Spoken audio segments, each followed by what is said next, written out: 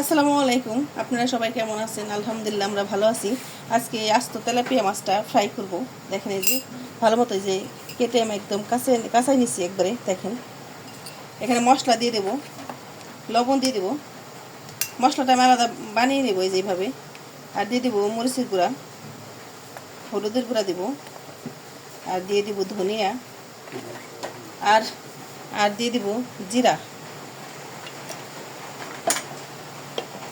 দিয়ে এখানে একটু হালকা তেল দিয়ে দিব। আমি তেল দিয়ে একদম ভালো মতো মিক্সড করে নেব। মশলাটা কিন্তু আমার বানানো শেষ একদম। এখানে কিন্তু আমি পানি ব্যবহার করিনি, তেল ব্যবহার করছি। আর এটা বাচ্চাদের আমি ফ্রাই করে দিব। এরকম এটা খেতে কিন্তু অসাধারণ লাগে। এই যে দিয়ে দিব। এটা অবশ্যই হাত দিয়ে করতে হবে। এখন দেখেন এখন আমি হাত দিয়ে করব, হাত লাগাইতে অবশ্যই হবে। দেখেন এই যে ওই পাশটা লাগানো হয়ে গেছে, এই পাশটা আমি লাগিয়ে দেব। মাছকে সুন্দর করে সাজাই দেবো একদম। এটা খেতে কিন্তু অসাধারণ লাগে গরম গরম ভাত দিয়ে। দেখেন মশলাটা অবশ্যই হাত দিয়ে ব্যবহার করতে হবে, যাতে প্রত্যেকটা জায়গায় ভালো মতো মশলাটা ঢুকে যায়। খেতে ফেলে যে মশলাটা একদম ভালো মতো মাখিয়ে রাখবো। এটা আমি 2 ঘন্টা রেখে দেবো, যাতে মশলাটা ভালো মতো একদম পারফেক্টভাবে ঢুকে যায়। রুসা রাইসের জন্য বানাবো, বাচ্চাদের জন্যে, বাচ্চাদের বেশি পছন্দ। দেখেন একদম ভালো মতো সব জায়গায় যাতে ঢুকে যায় মশলাটা। এরকম করে খেয়ে দেখবেন, অবশ্যই ভালো লাগবে। দেখেন 2 পাশটায় কিন্তু সুন্দর মতো লাগিয়ে দিছি আমি মশলাটা। এই যে ভিতরে ঢুকায়ও দিয়ে দিছি। যে দেখেন এভাবে আমি রেখে দিব, 2 ঘন্টা রেখে দেব। দেখেন এই যে মাখানো আমার 2 ঘন্টা হয়ে গেছে। একদম মশলাটা কিন্তু ভালো মতো ঢুকে গেছে। এখন আমি ফ্রাই করে নেব। দেখেন এই যে কড়াই আমি বসাই দিছি, কড়াইতে পর্যাপ্ত পরিমাণ তেল দিয়ে দিছি। তেলটা দিয়ে আমি ভালো মতো একটু গরম করে নেব, যাতে নিচে লেগে না যায়। দেখেন দেখেন তেলটা গরম হয়ে গেছে। আর মাছটা আমি দিয়ে দেবো এখন। মাছটার ভিতরে কিন্তু মশলাটা একদম ঢুকে গেছে।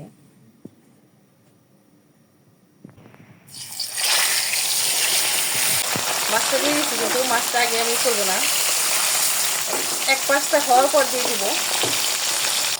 দেখেন এই যে তেলটা আমি ভালো মতো টুকুতে দিয়ে দেবো। এটা কিন্তু হাই হিটে ভাজবো না, হাই হিটে ভাজলে কিন্তু ভালো মতো পারফেক্ট হবে না। আর তেলটা বেশি ভালো মতো গরম করে দিলে তাহলে কিন্তু নিচে লেগে যাবে না। দেখেন আমার এটা কিন্তু নিচে লেগে যায় না। এই যে দেখেন এই যে এক পাশটা হয়ে গেছে, আর এক পাশটা এভাবে আমি উল্টাই দেবো। দেখেন দেখেন কি সুন্দর কালার আসছে মাশাআল্লাহ। এটা কিন্তু আমি লো হিটে ভাজতেছি, হাই হিটে না।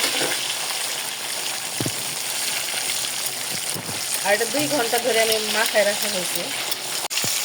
দেখেন এই যে ভালো মতো কিন্তু আমি লো হিটে ভাজতেছি। হাই হিটে ভাজলে কিন্তু কালার আসবে, কিন্তু ভিতরটা কিন্তু ভালো হবে না, কুক হবে না। দেখুন সুন্দর করে ভেজে নেব। আর এটা খেতে কিন্তু অসাধারণ লাগবে। দেখেন এই যে ভাজা হয়ে গেছে কিন্তু।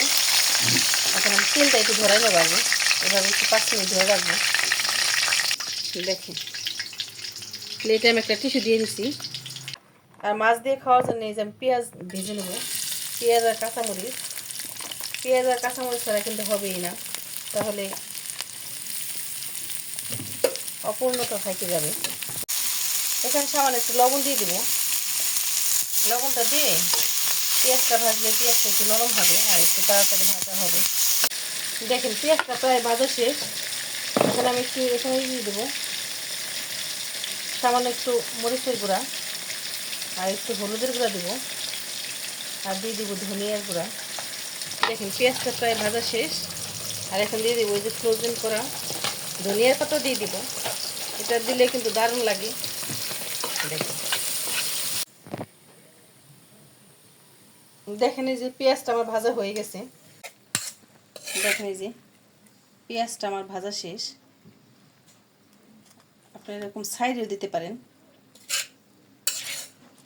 আবার উপর দিয়ে এভাবে দিতে পারেন। দেখেন আমার প্লেটটা একদম সাজানো হয়ে গেছে। একদম এটা একদম গরম ভাত দিয়ে দারুণ লাগবে, অসাধারণ লাগবে খেতে। আপনারা বাসায় এরকম ট্রাই করতে পারেন। আর কতটা সফট হয়েছে দেখাই আপনাদের। দেখেন হ্যাঁ, একদম ক্রিস্পি ক্রিস্পি হয়েছে।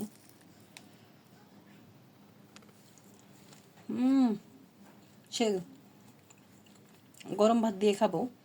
আর আপনার বাসায় ট্রাই করতে পারেন। আর আমাদের ভিডিওটি ভালো লাগলে লাইক এবং শেয়ার করে দিবেন। আর এই দেখেন এই শুকনা মরিচ ভেজে নিচ্ছি 3টা শুকনা মরিচ দিয়ে, আর এই পেঁয়াজ মরিচ দিয়ে সেই লাগবে। ভালো থাকবেন, সুস্থ থাকবেন। আল্লাহ হাফেজ।